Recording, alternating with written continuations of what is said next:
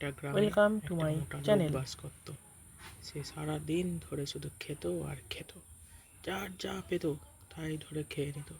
তার ভয়ে সব গ্রামবাসী আতঙ্কিত ছিল।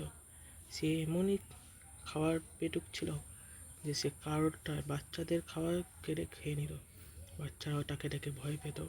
তার ভয়ে গ্রামের সমস্ত লোক তাদের বাড়িতে রান্না করা খাবার তাকে দিয়ে দিত। একদিন সেই গ্রামে একটা সাধু বাবা এলো, যে ছিল খুবই বুদ্ধিমান। সে সেই পেটুক লোকটার খাবারে একটা ওষুধ মিশিয়ে দিল, তারপর তাকে নিমন্ত্রণ করলো খাওয়ার জন্য। এরপর যখন সে খেতে বসলো সেইখানে, তখন সেই খাবার খেয়ে তার বমি শুরু হয়ে গেল।